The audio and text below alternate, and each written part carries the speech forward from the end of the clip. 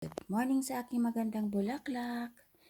Yan, dalawa ito ngayon, isa na lang kasi naano na yung isa, natapos na. Isang beses lang sila magbulaklak sa isang taon, pero ang ganda naman tingnan. Oh. Ayan. Ganyan lang yung itsura niya. Hindi ko alam pangalan eh. Oh, ang ganda pagising mo ba? Tapos may bulaklak sa bahay. Tapos ang aking orchids, ito ay umpisa na naman siya magbulaklak ang isa. Yan. Yan ang aking mga bintana, puno ng halaman. Kanya-kanyang halaman.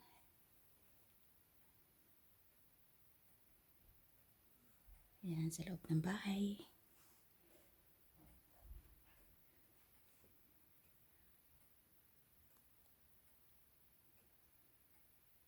Para hindi nakakapagod, diba? O, pag mayroong makita maganda, tanawin sa loob ng ating bahay, nakaka-relax din naman. O, ang ganda.